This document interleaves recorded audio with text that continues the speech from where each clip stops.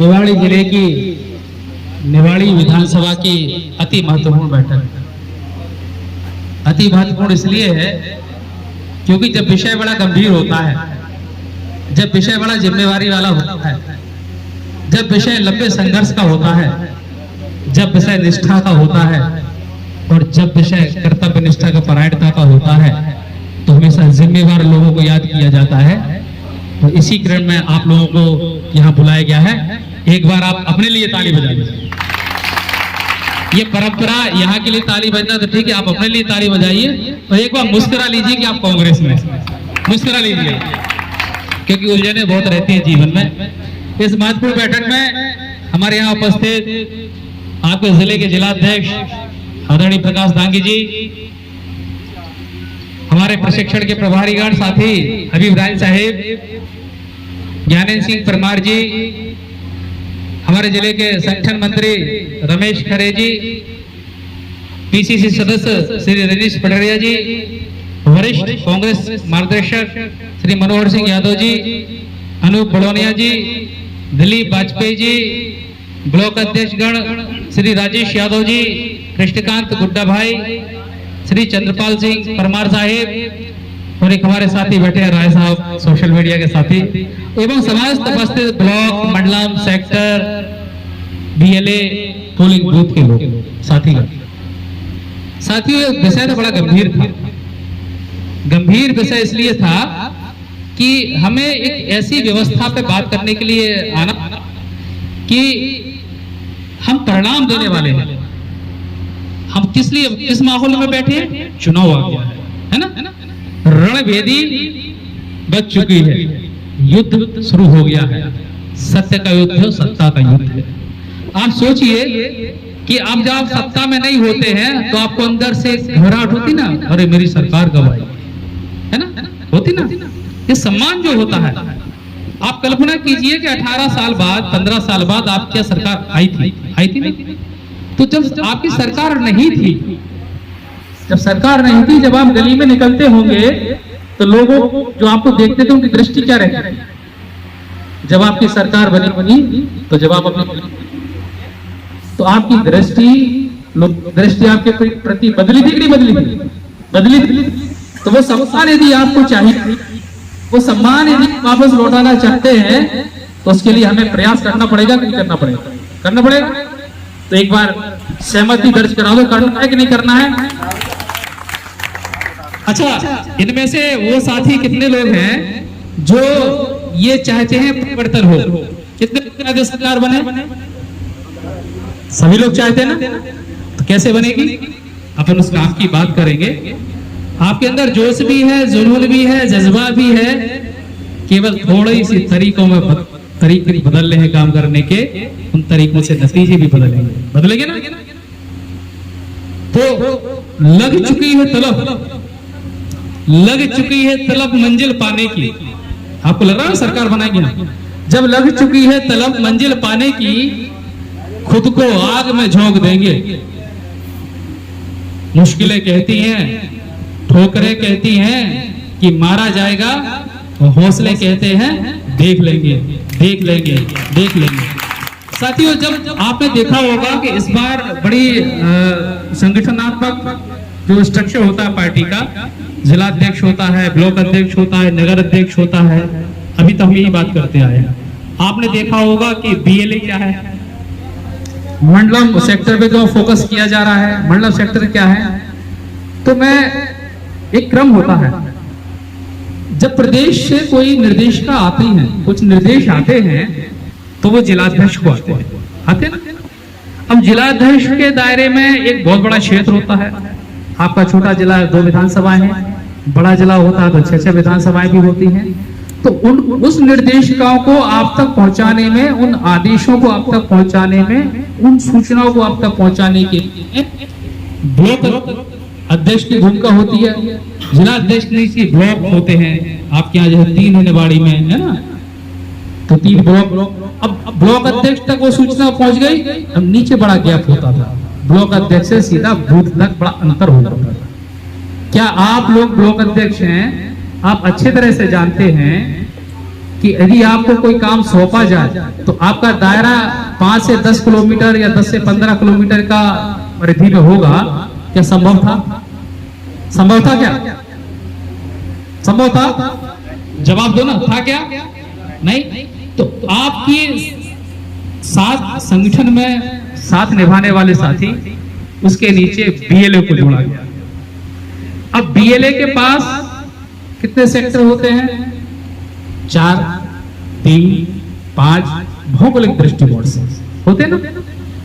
अब ये बताइए कि एक ब्लॉक अध्यक्ष अगर मान लो 90 पोलिंग पे उनका कार्य क्षेत्र है तो क्या जा सकता है? क्या नहीं जा सकता ना।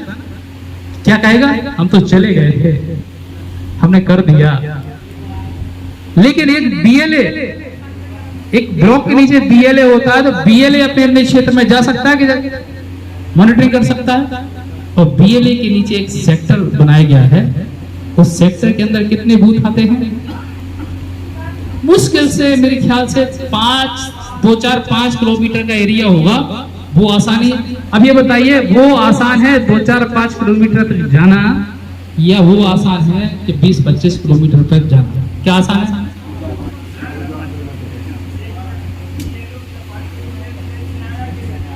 उदाहरण है, उदाहरण बीएल उदाहरण, तो आसान है। अब ये बताइए कि बीएलए का काम क्या होगा? अभी तक हम देखते थे कि सरकारी मशीनरी, सरकारी कर्मचारी, ज्यादातर अध्यापक लगाए जाते हैं, अन्य विभागों के लोग कम लगाए जाते हैं, वो बीएलओ का काम करते थे। आपकी शिकायत क्या होती थी? मुझे पता नहीं चला, मेरा वोट कब कट गया। आपकी शिकायत होती थी, मैंने 10 बार फॉर्म भर के दे दिया, मेरा वोट नहीं बढ़ रहा है ना। तो बीएलए को ये पावर दिया गया है, बीएलए को अधिकार दिया गया है कि बीएलओ के साथ मिलकर वो दावा आपत्तियों पर चर्चा कर सकता है और निर्वाचन की शाखाओं में वो अपनी बात रख सकता है। ये बीएलए कोई सामान्य चीज नहीं है। बीएलए जो है निर्वाचन आयोग के द्वारा एक नियुक्त राजनीतिक दल का कार्य करता है। जैसे आप कांग्रेस के हैं, उसी तरीके से लोग बीजेपी के भी हैं, दूसरे दलों के बीएलए भी हैं। लेकिन केवल बीएलए का जो आपको फॉर्म मिला होगा, जो पर्चा पत्र मिलेगा, वो आपको अपने पास रखना है।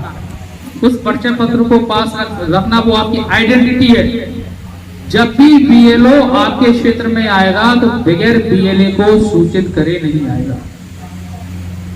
तब आप उसके साथ निगरानी में रहेंगे तो आपको पता चलेगा कि वोटर लिस्ट पे क्या हो रहा है, कितने लोगों के साथ, कितने लोगों के वोट कट रहे हैं, कितने लोगों को जोड़ रहे हैं, कितने हमारे परिवार में या पड़ोस में कितनी बहन बेटी है जिनकी शादी होकर दूसरे घर चली गई, तो कितनी ऐसी बहुएं हैं जो हमारे यहाँ आ गई, तो उनके बिग डाटा रहेगा आपके पास।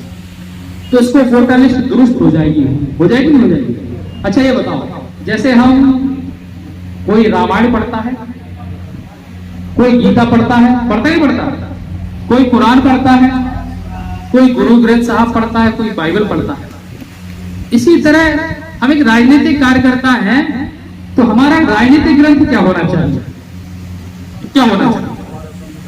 हमारा राजनीतिक ग्रंथ वोटर लिस्ट। संविधान के अंतर्गत ये संरचना भी वोटर लिस्ट है। आप ये सोचिए कि अभी तक जो चुनाव होते थे, उन चुनावों में ईमानदारी से बताना, आप लोगों ने सभी ने काम किया है, उन चुनाव में वोटिंग के दिन से पहले कितनी बार हम वोटर लिस्ट को पढ़ते थे? हाँ तो अच्छा बताओ, पढ़ते थे? कभी नहीं पढ़ते थे। पढ़ के क्या करते थे? तो आप अपने बूथ के 3 बार के रिजल्ट उठा के देख लेना कि आप काम करते हो तो अंतर आया होगा। वोटर लिस्ट पे यदि हम काम करेंगे, वोटर लिस्ट पे यदि हम बारीकी से ध्यान रखेंगे, वोटर लिस्ट के मतदाता एक मतदाता को यदि पढ़ लेंगे तो हमें पहली बात ये पता चल जाएगी कि कितने वोट हमारे यहाँ डलने नहीं हैं। उन जो वोट डलने नहीं है उनको एक पेंसिल से निशान लगा लो कि वो चुनाव के वक्त नहीं आएगी। यदि वो वोट डल जाता है तो इसका मतलब वो फर्जी मतदान, उस पर आप आपत्ति दिखा पाओगे, क्योंकि वो क्या है आपके अध्ययन में है। आपके वोटर लिस्ट में कितने मतदाता होंगे? 1000 या 1200, है ना? हम लोग क्या करते हैं, 1000 या 1200 मतदाताओं पे फोकस करते हैं। हमें ताकत कहाँ लगाते हैं, अरे बड़ा लोड रहता है कि यार 1200 मतदाता हैं, अब सबसे संपर्क करना है ना। तो क्या संभव है एक व्यक्ति पूरे गांव में संपर्क कर सकता है? क्या संभव है? क्या नहीं है ना। तो उसके लिए हम गली वाइज पन्ना प्रभारी बनाते हैं। और पन्ना प्रभारी जब बनाते हैं तो क्या एक गली में अगर 20 घर है तो 20 घर तक तो पहुंचा जा सकता है ना। सुबह शाम सब्जी का थैला लेके निकल रहे हैं, है ना। वैसे ही निकल रहे हैं तो चाचा राम राम, ताऊ राम राम, ऐसी दुआ सलाम होती जाती है। आपको पता रहता है हमारी गली में क्या हुआ। तो ये संरचना जो संगठन की जो विस्तारित की गई है, ये हमारा काम आसान करेगी। लेकिन काम आसान का अर्थ ये नहीं है कि हम आराम से बैठे बैठे, लेकिन काम की बारीकी बता। जैसे मान लीजिए हम जब कहाँ रखनी है, आपके यहाँ 1200 वोटर है, तो पहले हमें क्या छांटना है वोटर लिस्ट के अंदर कि हमारी विचारधारा से मिलते जुलते इनसे कौन से मतदाता हैं, उन पे हम निशान लगा लें, है ना। अब ऐसा तो है नहीं कि हम कांग्रेस के लोग हैं, हमारे बूथ पे 1000 वोट कांग्रेस को मिलेगा, ऐसा संभव है क्या? या बीजेपी के लोग हैं, उनको 1000 वोट पूरा बीजेपी को मिल जाएगा, संभव है क्या? नहीं संभव है ना। तो हमें इसको अलग करना पड़ेगा। जैसे हम छांटेंगे कि हमारी विचारधारा कितने लोग हैं, मान लीजिए हमारी विचारधारा के 300 लोग निकले, बीजेपी की विचारधारा के मान लीजिए सत्ताधारी दल है तो मान लेते हैं 500 लोग निकले, है ना। तो उन 500 लोगों को हमें दूसरे कलर से मार्क कर लेना है। उस पर हमें क्या देखना है, उन 500 लोगों को अलग कर देना है। इनसे मैं बात नहीं करती। अब कितने लोग 1200 यदि हैं तो बचे 700 लोग, यदि 1000 वोटर है तो बचे 500 लोग। अब 500 लोग में ऐसे भी होते हैं जो बीजेपी के अलावा भी होते हैं, हमें उनको भी चिन्हित कर लेना है।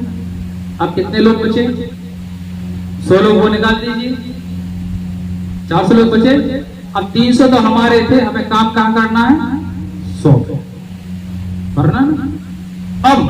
अब उठाना है दूसरे दल की सूची। ऐसा थोड़ी है कि सभी लोग बीजेपी से संतुष्ट हैं या हमारे कांग्रेस से लोग संतुष्ट हैं। अब बीजेपी से जो लोग असंतुष्ट हो तो हमें उनके घर की कुंडली हो जाए। आपकी गली में पदाधिकारी रहते होंगे, आपकी गली में दूसरे दल के पदाधिकारी रहते होंगे, कार्यकर्ता रहते होंगे, वो भी तो नाराज है ना।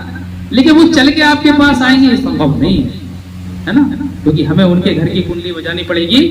फिर हमें ताकत वहां लगाना है कि जो बड़ी आसानी से हमारे साथ आ सकता है। अगर ये प्रक्रिया हमने अपना ली, इस प्रक्रिया को यदि हमने ईमानदारी से अमल कर लिया, वोटर लिस्ट को पढ़ लिया, और वोटर लिस्ट को पढ़ने के बाद आपने अध्ययन कर लिया, तो मेरा ये दावा है यदि आपसे पूछा जाएगा कि आपकी पोलिंग पे कांग्रेस को कितना वोट मिलेगा, तो यदि आप बोल दोगे 520 मिलेंगे, है ना। यदि प्रक्रिया को अमल कर लिया और आपको 520 मिलेंगे तो 510 तो हो सकते हैं दोस्त, लेकिन 500 नहीं हो सकते हैं। मेरा दावा है और आजमाई हुआ नुस्खा है। क्योंकि मेरे होली में मत जाना, मेरा होलिया तो इसलिए ऐसा है कि हम सब लोग मिक्स हो जाते हैं। कई राज्यों में मैंने चुनाव प्रभारी के तौर पर रहा हूं, और मध्य प्रदेश के जितने भी उपचुनाव 2018 के पहले हुए, सारे उपचुनावों का मैं इंपोर्टेंट कंटेंट रहा हूं।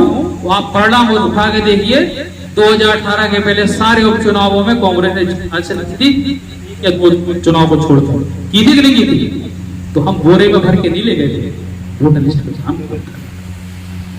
अब कमेटियों का गठन की बात आती है। मंडल कमेटी में कौन होना चाहिए, सेक्टर कमेटी में कौन होना चाहिए, बूथ कमेटी क्या होती है ना, पन्ना प्रभारी कौन होता है। तो निश्चित तौर पर जवाब आएगा कि हमारी मंडल कमेटी में क्षेत्र के नेता, सेक्टर कमेटी में क्षेत्र के नेतागण होंगे, है ना, और बूथ कमेटी में 20 लोगों के सदस्य। 20 कौन, वो 20 कौन, ये बड़ा रिसर्च का विषय है। बूथ कमेटी का गठन बड़ा अध्ययन का विषय है। बूथ कमेटी कभी भी एक समान नहीं हो सकती। जिस तरीके से आपकी दूसरे जिले की भौगोलिक परिस्थितियां अलग होती हैं, राजनीतिक परिस्थितियां अलग होती हैं, उसी तरह से आपके बूथ की सारी परिस्थितियां अलग होती हैं। आपके बगल वाला बूथ अलग परिस्थिति होगी, उसके बगल वाले बूथ की अलग परिस्थिति होगी।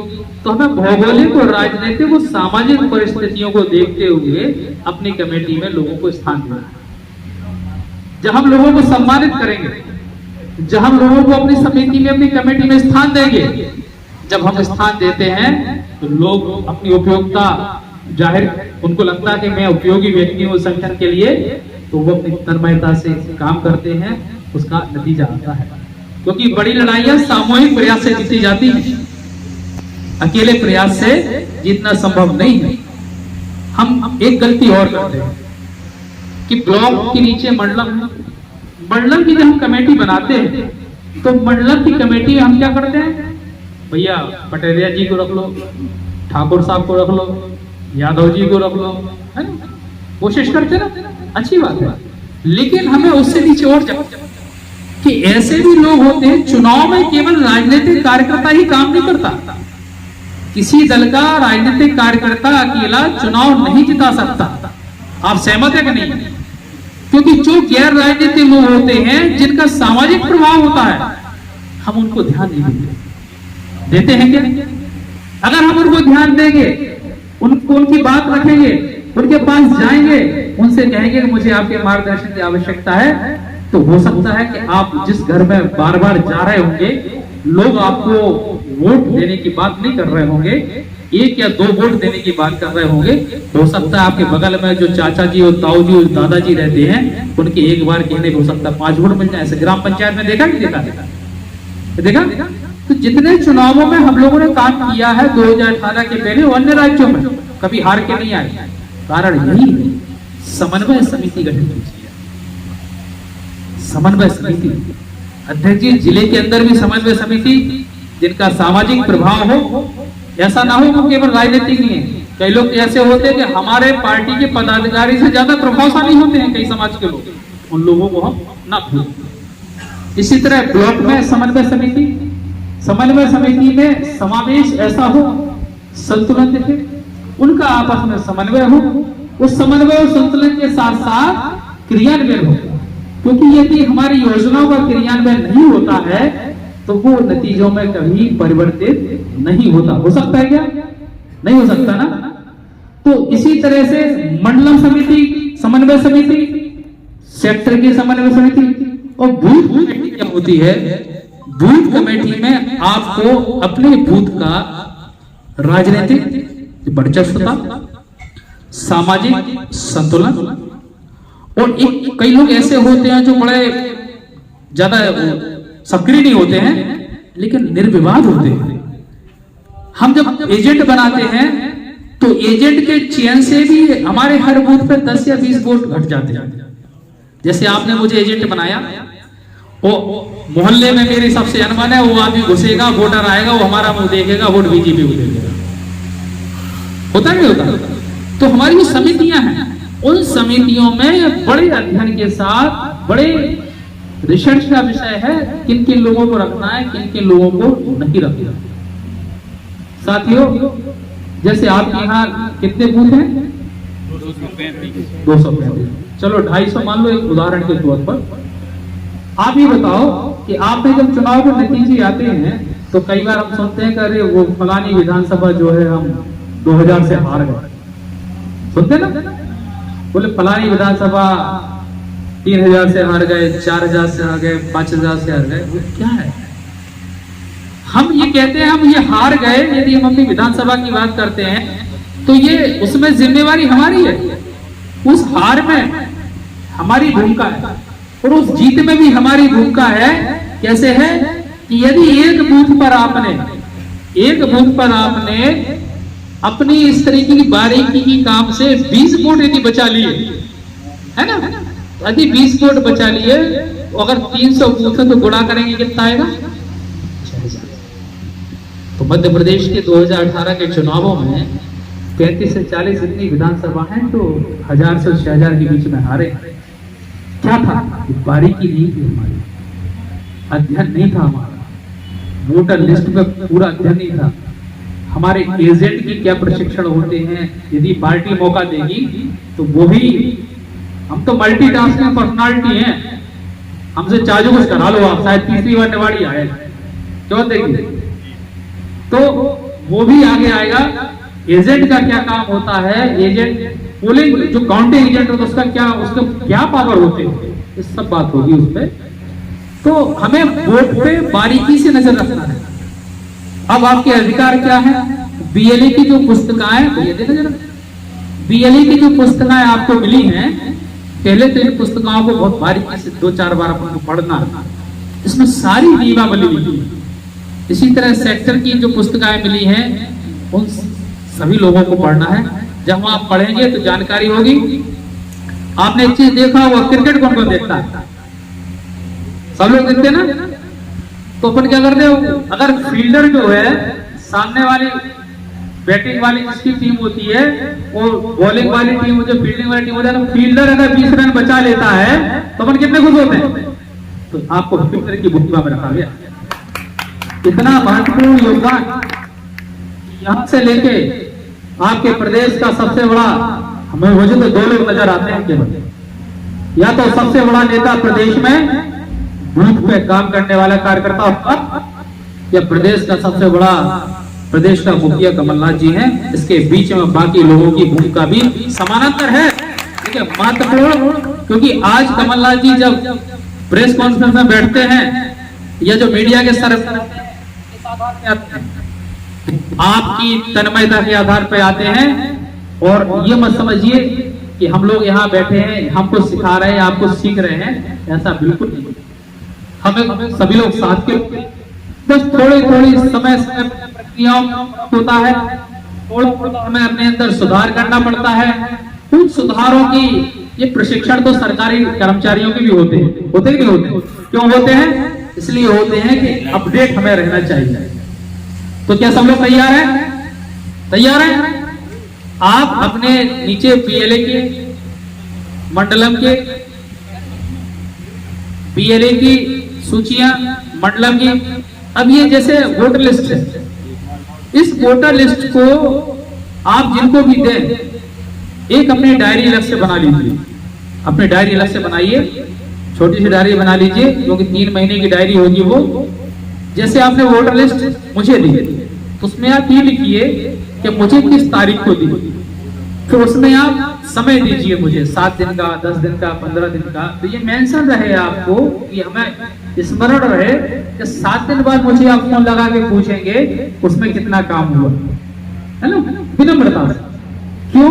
क्योंकि जब मॉनिटरिंग होती है, किसी काम की देखरेख होती है, उस काम में शुद्धता बढ़ती है। वोटर लिस्ट की शुद्धि के बगैर, वोटर लिस्ट पे काम किए बगैर और वोटर लिस्ट की अध्ययन किए बगैर यदि आप सोचते हैं कि आप सरकार में आ रहे हैं, तो आप गलत करेंगे। आ सकते हैं क्या? नहीं आ सकते। और आप ये मत सोचो कि हमारे कांग्रेस की बड़ी बैठकें हो रही हैं, हमारे बड़े प्रशिक्षण हो रहे हैं, हमारे बड़े आयोजन हो रहे हैं। जब लड़ाई मैदान में होती है तो एक के हम अकेले थोड़ी हैं। अकेले हैं क्या?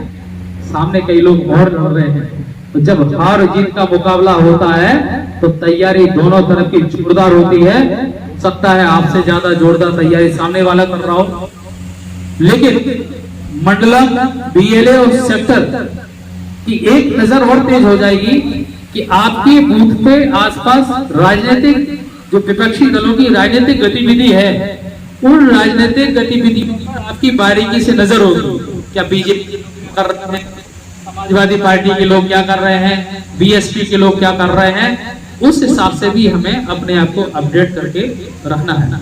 साथियों, हमारे कंपटीशन हो आपस में, हमारा आपस में प्रतियोगिता हो, क्योंकि जब प्रतिद्वंदता नहीं, प्रतियोगिता, क्योंकि जब प्रतियोगिता होती है, जब लक्ष्य का निर्धारण होता है, तभी हमारे अंदर जागरूकता भी आती है, उत्साह भी आता है और कर्तव्य निष्ठा भी आती है। ऐसा होता है नहीं होता? आप जैसे 2 बूथ के लोग हैं, ये भैया किसी और बूथ के हैं, ये भैया किसी और बूथ के हैं, इनमें आपस में प्रतियोगिता हो कि हमारे बूथ पे तुम्हारे बूथ से 10 वोट ज्यादा आए, वो ये इनसे कहें कि हमारे बूथ पे तुम्हारे बूथ से 10 वोट ज्यादा आएगा, तो आप बताइए, आप दोनों लोग काम में लगेंगे तो फायदा किसका होगा? आपका होगा और पार्टी का होगा। और हमेशा एक बात आप ध्यान की, अन्यथा काम से किसी नेताओं के पीछे भागने से कभी पहचान नहीं होती है। आप बूथ पे रहिए और बूथ पे जब रिजल्ट खुलता है तो बूथ की जब सूची दे दी जाती है तो निश्चित तौर पे हमारे बड़े नेताओं में भी ये समाहित होगा। साहब इसमें बड़ा काम कर रहे हैं कि हम के उस बूथ के कार्यकर्ता को सम्मानित भी किया जाए, उस बूथ के कार्यकर्ताओं की बातों को सुना भी जाए। साथियों, ये जितनी बातें हैं कोई नई नहीं है, आप भी जानते हो, हम भी जानते हैं। लेकिन घर में जब आईना टंगा होता है तो उस पर धूल चढ़ जाती है तो हमारा चेहरा भी धूल भद्दा दिखता है। हमें केवल आईना साफ करना है। ये आईना साफ करने की प्रक्रिया है। आप लोग तैयार हैं? तैयार है? और ये ऐसे आयोजन, ऐसे कार्यक्रम मेरे लिए पाठशाला है। हम भी आपके बीच आकर सीखते हैं, क्योंकि मैं एक स्टूडेंट हूँ राजनीति का। मैं अपने लिए कुछ नहीं कर रहा हूँ। मैं आप जैसे कार्यकर्ता, आप जैसे, चूंकि मैं दो चीजों को बड़ा खिलाफ हूं, एक कार्यकर्ता बोलना, दूसरा सभाओं में गरीब बोलना। उसमें सुधार हमें करना चाहिए। वो कार्यकर्ता नहीं, हमारा साथी है, और जो गरीब नहीं उसको जरूरतमंद बोलेंगे तो उसका भी सम्मान स्वाभिमान रहेगा, उसको भी बराबरी का आंकड़ा लगेगा। आप जैसे जो साथी हैं, मैं 17-18 साल से कर रहा हूं, केवल अपने नहीं कर रहा होता तो किसी भी नेता के साथ सेट हो जाता। इतना योग्य व्यक्ति किसको नहीं चाहिए। मैं काम कर रहा हूं तो उन साथियों के लिए जिनके पास पैसों का अभाव है, जिनके पास राजनीतिक मार्गदर्शिता नहीं है। यदि मुझे कुछ मिले ना मिले, लेकिन आप जैसे लोगों के लिए मुझे रास्ता बनाना है, चाहे इसके लिए मेरा पूरा जीवन लग जाए, उसके लिए मैं निरंतर काम कर रहा हूं, निरंतर काम करता रहूंगा। साथियों, एक चीज और है, हमें दो चीजों पर ध्यान रखना है। चूंकि हम विचारधारा के लोग, हमेशा लड़ाई व्यक्तिगत नहीं होती है। चुनावों में लड़ाई व्यक्तिगत नहीं होती है, विचारधारा की लड़ाई। हम जिस विचारधारा के लोग हैं, हमें उस विचारधारा को समझना पड़ेगा।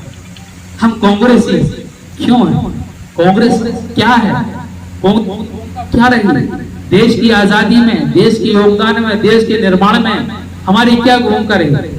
नेहरू क्या थे? गांधी क्या थे? क्योंकि आज नेहरू हम चारों तरफ आवाज सुनते हैं, ऐसा नहीं हमारे देश में। दुनिया के लगभग 158 देश ऐसे हैं जहां दिन की शुरुआत नेहरू गांधी के विचारों से होती है। दुनिया के 158 देश ऐसे हैं जहां गांधी को पूजा जाता है। हमारे देश के अलावा दुनिया के 84 देश तो ऐसे थे, जब हमारा देश आजाद होने वाला था तो नेहरू जी के पास प्रस्ताव थे कि आप हमारे यहाँ के राष्ट्राध्यक्ष बन जाइए, क्योंकि उनकी दूरदर्शिता की कर्मठता, उनकी अंतिम पंक्ति में खड़े हुए व्यक्ति के प्रति जो वचनबद्धता थी, उस वचनबद्धता को हमें पढ़ना होगा, हमें गांधी को पढ़ना होगा। आज चाय की चौपालों पे, पान की दुकानों पे, सब्जी मंडी में हम पीछे रहते हैं। कोई कहता है नेहरू, तो यार नेहरू ठीक नहीं थे, तो हम पहले हम कहते थे हम ठीक, क्यों? क्योंकि हमारा अध्ययन नहीं है। आप नेहरू को पढ़िए, आप गांधी को पढ़िए, यकीन मानिए कि जिस दिन आप गांधी को पढ़ लेंगे ना, उस दिन आपके अंदर परिवर्तन शुरू हो जाएगा। क्योंकि मेरे अंदर तो शुरू हुआ है। मैं भी बड़े काफले वाला व्यक्ति था, लेकिन अब कर्म पे आ गया हूं, तो कर्म से ही पहचान होती है। और आपकी पहचान पे धूल न चढ़ने पाए। जिलाध्यक्ष जी, ये आपकी जवाबदारी है। आपको इनकी पहचान को माननीय कमलनाथ जी तक ले जाना है, क्योंकि जिसकी जैसी क्षमता वैसी पहचान। अगर इस उत्साह से काम करेंगे, इस प्रयोजन से काम करेंगे, हम सभी लोग काम में लगेंगे। और आप लोगों के जो भी सुझाव हो, ऐसा नहीं है ये वन वे कम्युनिकेशन नहीं है कि हम कहेंगे आप सुनेंगे। जो आपको सुझाव हो, आप अपने सुझाव सेक्टर, अगर आप बूथ पे काम करते हो सेक्टर के पदाधिकारी को दीजिए, सेक्टर के पदाधिकारी के सुझाव ब्लॉक के पदाधिकारी को दीजिए, वो सुझाव जिले को भेजिए, क्योंकि जिले का भी घोषणा पत्र अलग से तैयार हो रहा है। क्योंकि हो सकता है वो सुझाव आपके पास से आ जाए जो कभी मिला ही नहीं, किसी के संज्ञान में आए नहीं। तो आप लोग तैयार हैं? तैयार हैं? जय जगत, जय जगत, जय कांग्रेस। तो मेरे ख्याल से पर्याप्त है।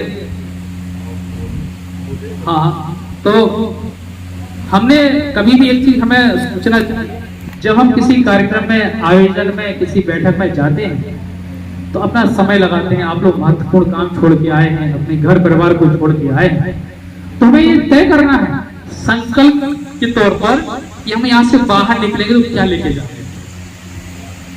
हमें जो बातें हम सुनते तो बहुत, जैसे बड़े बड़े लेखकों की किताबें पढ़ते हैं ना, सब आता है, आता पता तो सब है, आता सब है, लेकिन उस जीवन में अमल में लाना, यही हमारे अंदर बदलाव की शुरुआत होती है। उस बदलाव को आप पूरा करेंगे कि नहीं करेंगे? तो आश्वस्त कर दें कि निवाड़ी विधानसभा के साथी पूरी ऊर्जा के साथ तैयार है, तैयार है, तैयार है। तो आप लोगों के सम्मान में आप लोगों को ये संकल्प याद रहे, 2 लाइनें आपको बोल के अपनी वाणी को विराम देता हूं कि यूं ही नहीं मिलती राही को मंजिल, यूं ही नहीं मिलती राही को मंजिल, एक जुनून सा दिल में जगाना पड़ता है। यूं ही नहीं मिलती राही को मंजिल, एक दिल सा जुनून जगाना पड़ता है। पूछा चिड़ियों से कैसे बना ये आशियाना, पूछा चिड़ियों से कैसे बना ये आशियाना, चिड़िया बोली तिनका चोंच में दबाकर बार बार लाना पड़ता है, बार बार लाना पड़ता है। सफलता ये तय करती है कि आपके प्रयास में निरंतरता रही है। अगर हम असफल हो रहे हैं, निश्चित तौर पर हमारे प्रयास में कोई कमी है। ऐसा कोई आपको ना बोल पाए, आज से आपको लग जाना है, जुड़ जाना है कि अब 3 महीने की बात है। 3 महीने के बाद स्वरूप, इस व्यवस्था का स्वरूप ये नहीं है केवल विधानसभा चुनाव, स्वरूप ये है कि उसके बाद होने वाले चुनावों में आप यदि से होगे, इस भूमिका से नहीं काम करोगे तो आप ये चुनाव तो जीतोगे, लेकिन उसके बाद जो क्षेत्र और नगर पालिका के चुनाव आते हैं, उन चुनावों में आपकी भूमिका और प्रखर और प्रमुख हो जाएगी। आपको और पूछा जाएगा, बुलाया जाएगा, क्योंकि जब काम के आदमी हो जाते हो ना तो लोग घर से बुलाते हैं। इसी के साथ आप सभी लोगों ने मुझे बड़े प्रेम से सुना, बड़े स्नेह से सुना, और आदरणीय मंच का बहुत बहुत धन्यवाद। आपने मुझे बोलने का अवसर दिया। मैं अपनी वाणी को विराम देता हूँ। बीच में आना जाना होगा, मेरी आवश्यकता लगे तो मैं कभी भी आ सकता हूँ। मैं तो संगठन के काम करता हूँ। जय हिंद, जय जगत साथियों।